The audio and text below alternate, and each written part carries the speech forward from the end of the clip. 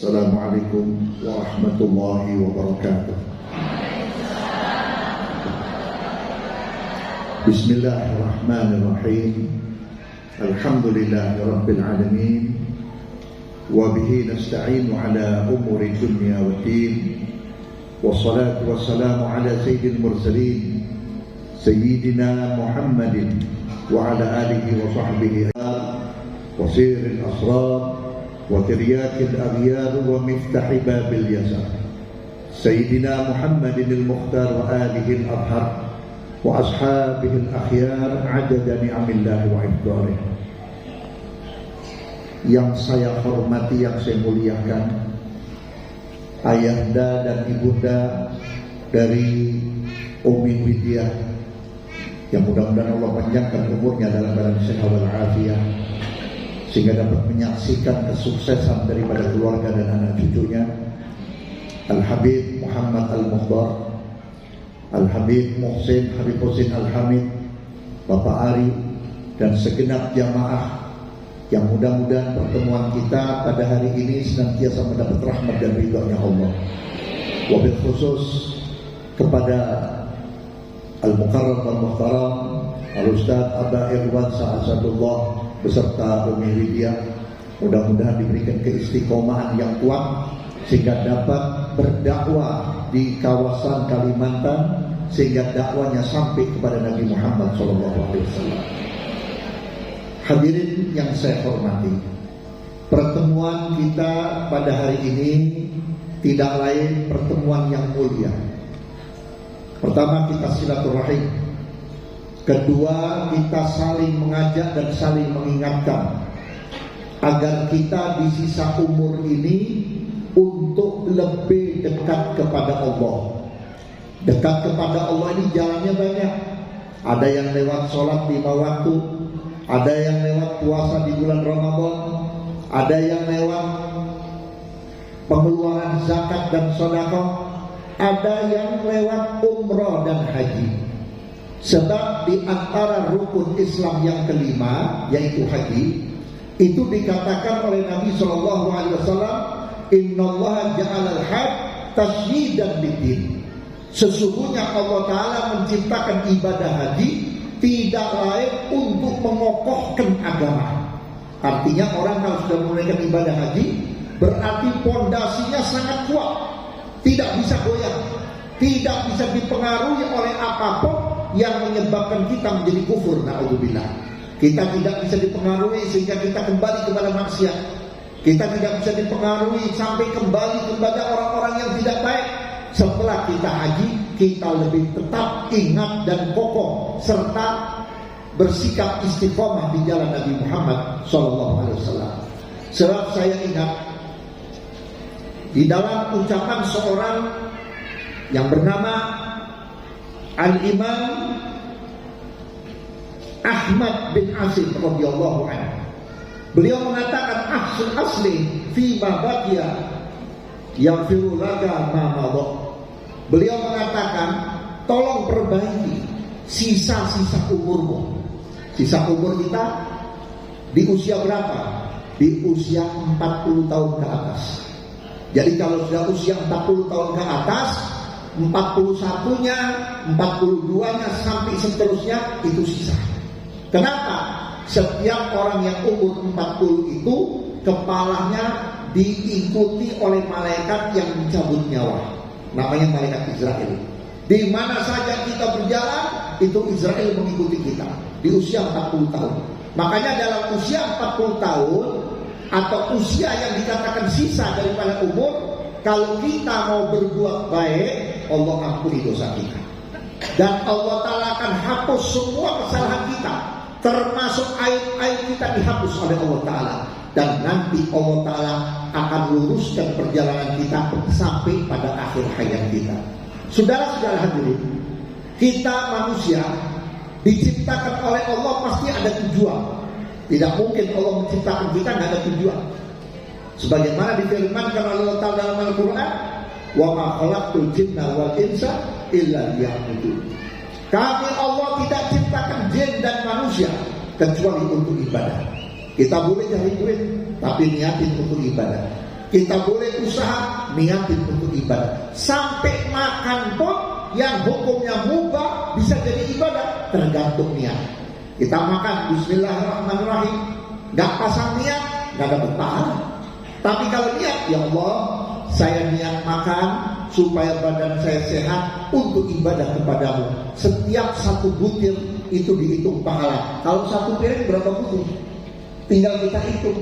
Kita minum, ya Allah, saya niat minum, mudah-mudahan badan saya sehat untuk ibadah kepadamu. Berapa teguk kita minum? Kalau dihitung dari pagi sampai malam, mungkin berapa liter, itu sudah menjadi ibadah. Kenapa? Ada niat. Begitu pula kita usaha, kita ikhtiar, kita dagang, kita bekerja, niatkan untuk ibadah. Sampai ada peribahasa mengatakan begini, carilah dunia untuk jembatan akhirat. Jangan sebaliknya. Jadikan akhirat menjadi jembatan dunia, jangan. Tapi jadikan dunia sebagai jembatan akhirat. Insya Allah dunia kita akan manfaat.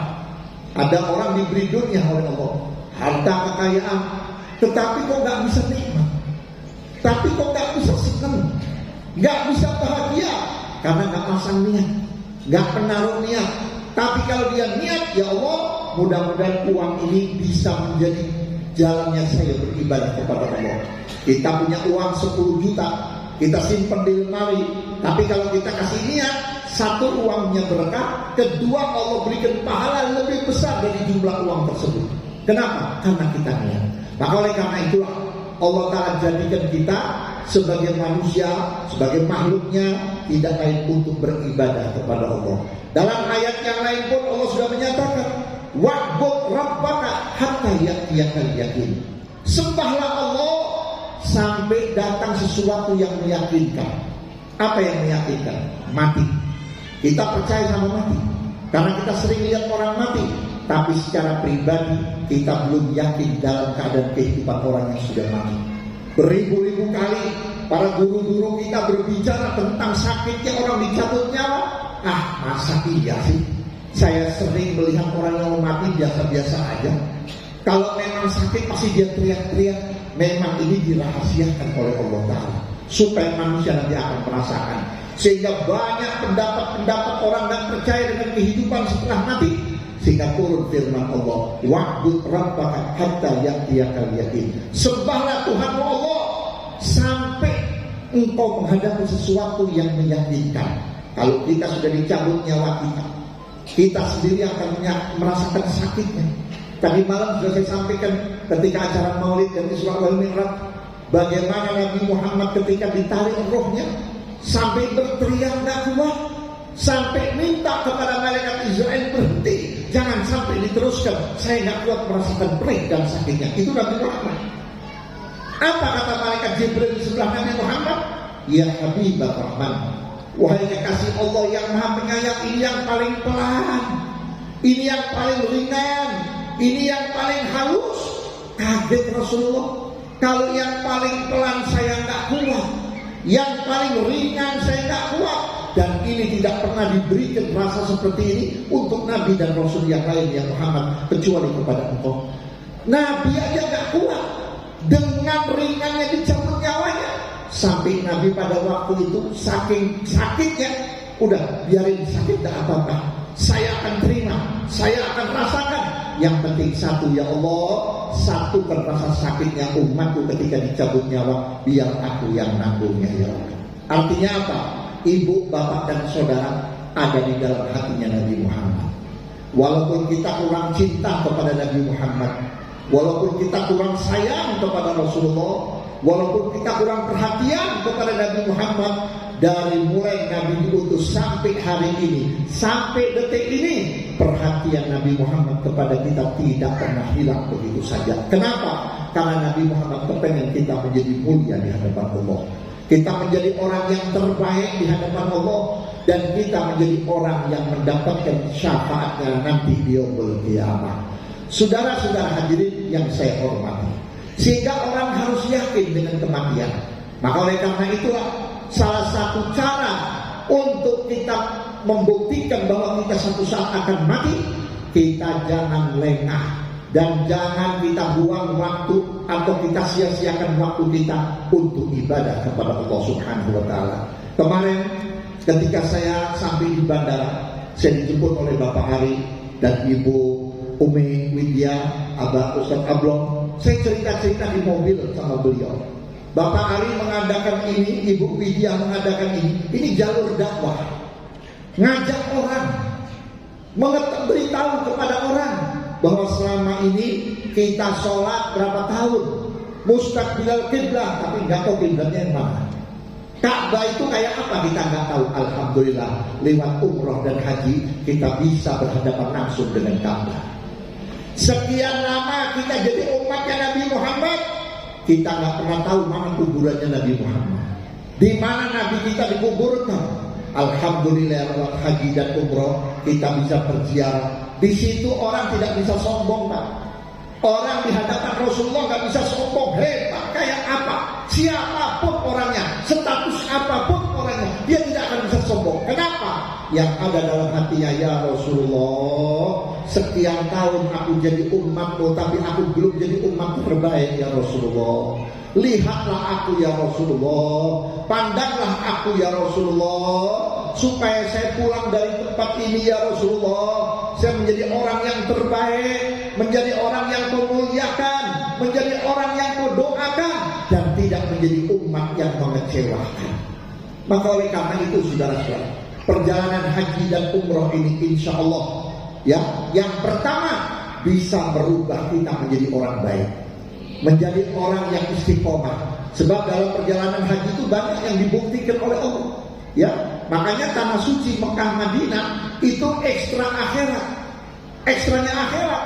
Di akhirat apa yang kita lakukan di dunia akan kita rasakan nanti di akhirat ya. Kita pernah nyubit orang, tapi akhirat kita dicubit. Nggak tahu siapa yang nyubit. Kalau yang nyubit orang nggak tahu, kalau yang nyubit malaikat kita nggak tahu. Kita waktu menjalani umrah dan haji juga begitu. Kita sering bercandain orang, ada orang yang bercandain kita, kenal juga udah. Kita sering bantu orang, misalkan ngasih minum orang atau menjamu tamu, padahal dia orang nggak punya. Nanti kita ketemu orang yang kita nggak kenal, tahu-tahu kita dijamu, kita dikasih makan, dikasih minum. Kalau kita kesasar, kita diunjukkan ke tempat yang kita cari. Kenapa? Karena itu ekstra akhirat. Maka oleh karena itulah di dalam kita menjalankan ibadah umroh dan haji, niat karena Allah semata-mata. Yang kedua, niat taubatan nasuhah, taubat kepada Allah. Sebab di akhir zaman banyak orang menjalankan ibadah haji dan umroh, ini kata Nabi, hanya sekedar mengambil status supaya disebut Pak Haji dan Bu Haji. Pulang dari haji tidak sholat lagi, pulang dari haji buka aurat lagi, pulang dari haji tidak membaca Al-Quran. Kenapa? Kembali kepada niatnya. Tapi kalau kita niatnya karena Allah, insya Allah ketika kita masuk ke Mekah atau masuk ke Masjid Nabawi atau menjalankan tawaf atau menjalankan sa'i, Allah hujankan taufik hidayah sehingga kita pulang tambah baik, tambah baik, tambah baik, sehingga kita menjadi orang yang terbaik. Saudara-saudara hadir, saya teringat dengan wasiatnya Rasulullah kepada Sayyidina Ali bin Abi Thalib radhiyallahu anhu. Ya, mudah-mudahan ini wasiatnya Sayyidina Ali, wasiatnya Rasulullah kepada Sayyidina Ali menjadi bekal untuk kita semuanya. Apa kata Rasulullah? Ya Ali, kun indallah khairan nas, wa kun indan nas kaman nas, wa kun indan nafsi syarran nas. Hai Ali, jadilah kamu di sisi Allah orang yang terbaik. Siapa orang yang terbaik di hadapan Allah? Siapa orang yang paling baik di hadapan Allah? Bukan pejabat, bukan orang kaya, bukan orang kuat. Orang yang terbaik di hadapan Allah, orang yang bertakwa kepada Allah Subhanahu wa ta'ala.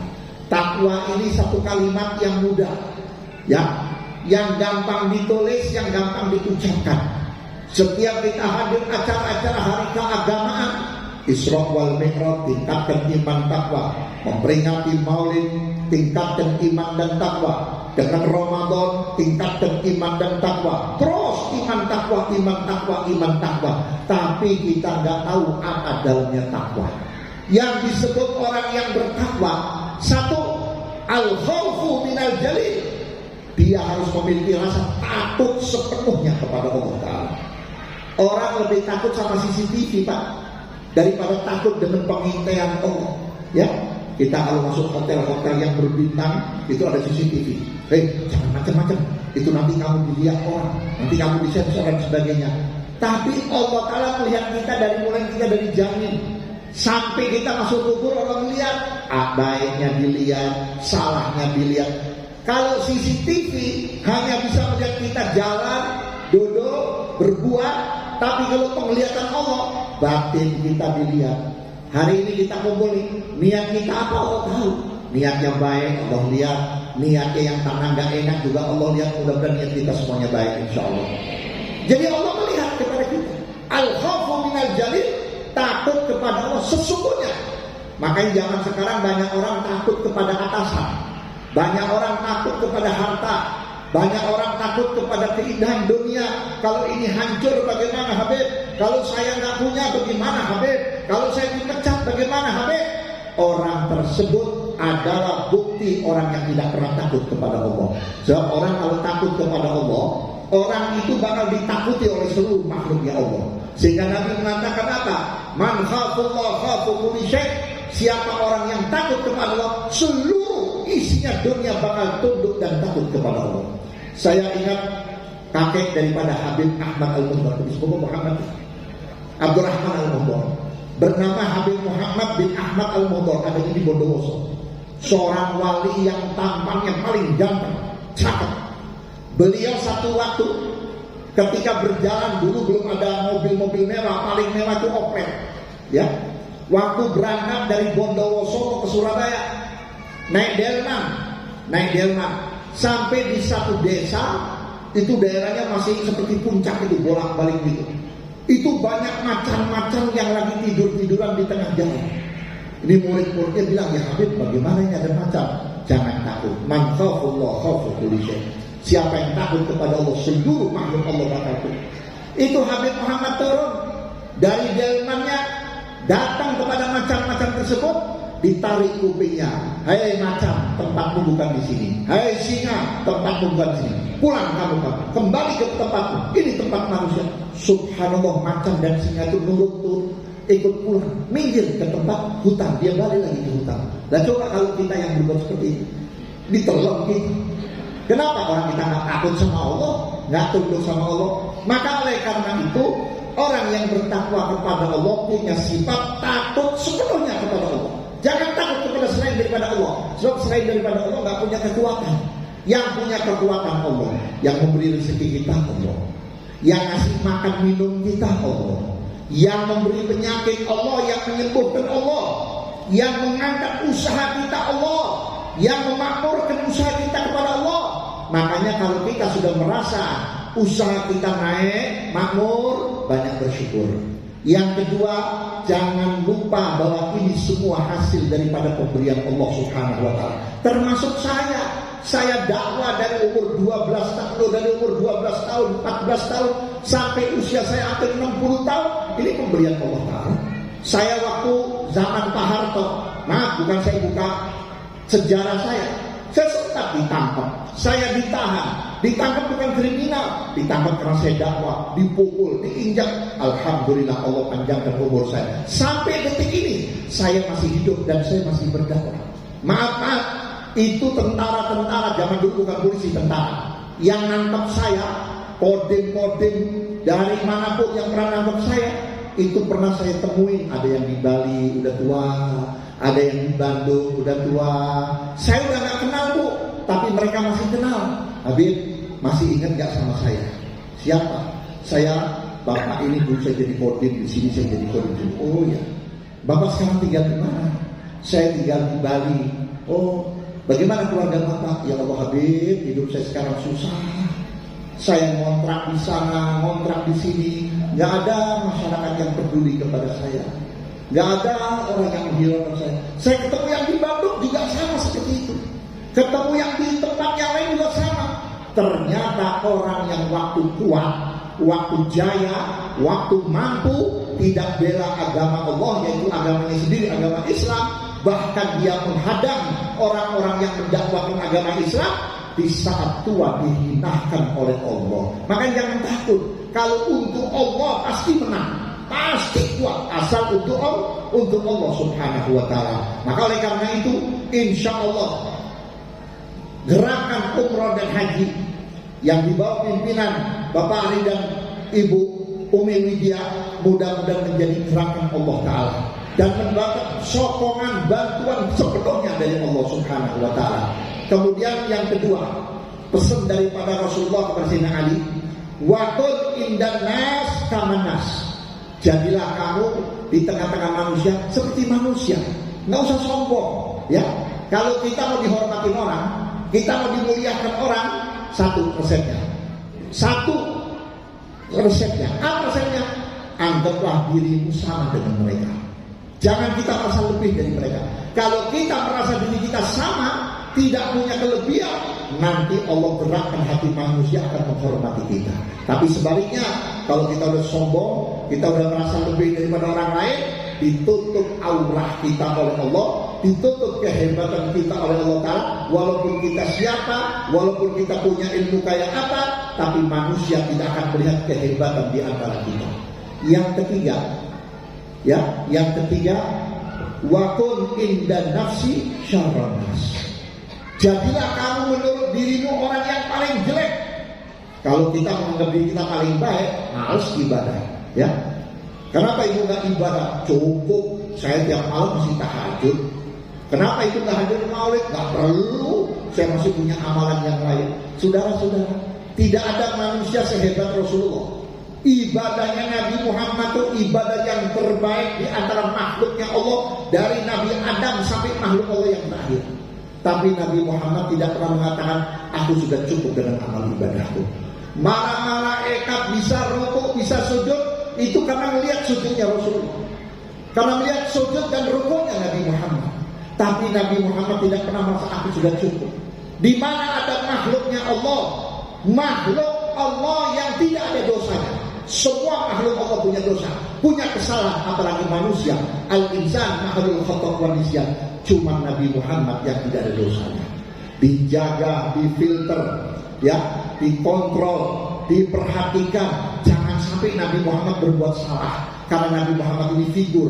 Sehingga dalam Al-Quran Allah berfirman, laqad kana lakum fi Rasulillahi uswatun hasanah. Dalam diri Nabi Muhammad ada contoh suri tauladan yang baik. Tidak mungkin Allah jadikan seorang makhluk menjadi suri tauladan kalau di dalamnya masih ada kesalahan. Dijaga. Pemikiran Nabi Muhammad selalu benar, hatinya Nabi Muhammad bergerak kepada kebenaran, niatnya Nabi Muhammad selalu benar, ucapan Nabi Muhammad selalu benar, perbuatan Nabi Muhammad selalu benar.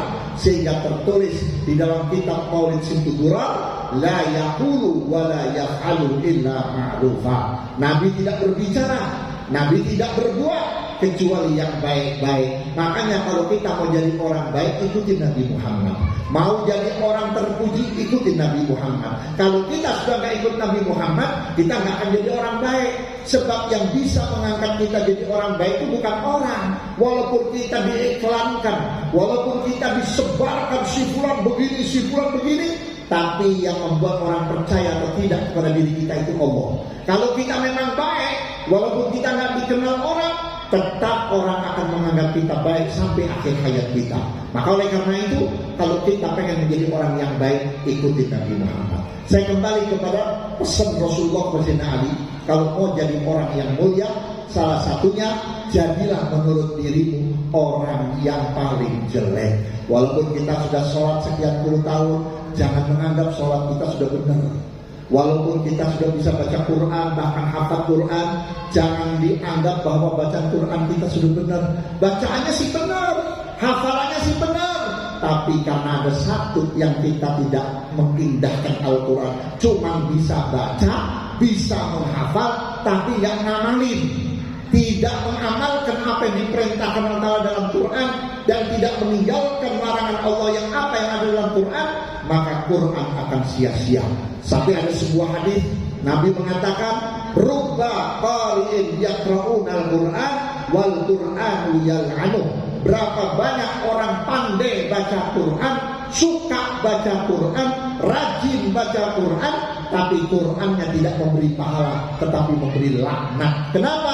karena kita hanya konsentrasi kepada bacaannya, tapi tidak punya perhatian apa yang dilarang oleh Allah dalam Quran, apa yang dilarang oleh Allah dalam Quran, dan apa yang diperintah oleh Allah dalam Quran kita tidak lakukan, maka bacaan Quran itu tidak membuat kita faedah atau membawa kita mendapat pahala.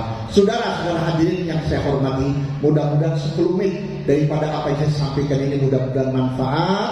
Sepulangnya kita dari gedung ini, mudah-mudahan Allah Ta'ala berikan taufik hidayah. Dan saya doakan kepada Bapak Ari, Umi Vidya, mudah-mudahan semua jalan dakwahnya lewat umroh dan haji ini diberikan kemakmuran oleh Allah. Saya doakan ibu-ibu yang belum umroh, bapak-bapak yang belum umroh, mudah-mudahan diberi rezeki keluar dari tempat ini sehingga langsung mendaftar untuk mengikuti umroh dan haji. Insya Allah mudah-mudahan dengan berkahnya umroh, kedepannya kita bisa haji. Sebab orang yang umroh itu Pak selalu berdoa, ya Allah sekarang saya datang umroh, berikan kesempatan saya untuk beribadah haji, karena ibadah haji adalah pelengkap daripada rukun Islam kelima. Insya Allah pulang umroh bisa haji.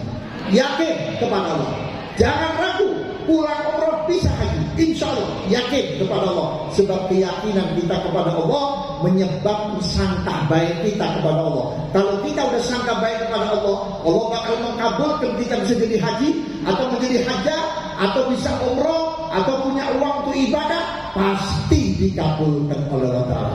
Kenapa kita di dalam doa suka ragu-ragu? Karena kita suka ngomong, diterima enggak ya? Diterima enggak ya? Diterima enggak ya? Jangan, minta kepada Allah. Saya banyak dosanya, saya banyak maksiat. Itu lebih bagus daripada orang yang berdosa enggak pernah ngaku salah. Kita mengaku, ya Allah enggak apa-apa, saya banyak salah, saya banyak dosa, saya mau mengemis, mohon kepadamu ya Allah, berikan apa yang aku kabulkan. Allah lebih ridho. Justru Allah marah kalau ibu enggak minta. Allah marah kalau bapak enggak ngemis kepada Allah, memohon kepada Allah, minta. Insya Allah yang hadir ini yang belum umroh berangkat umroh, yang sudah umroh jangan tobatan nasuha, kembali lagi. Sebab apa? Sebab hati kita tidak bisa meninggalkan Ka'bah Baitullah, tidak bisa meninggalkan apa yang pernah diinjak oleh Rasulullah, terutama Mekah dan Madinah. Kita mohon pada Allah, mudah-mudahan berangkat umroh semuanya, amin. Insya Allah saya doakan sesuai selesai acara ini, nanti banyak yang datang untuk mendaftarkan umroh setelah umroh berangkat haji. Kurang lebihnya mohon maaf. Assalamualaikum warahmatullahi wabarakatuh.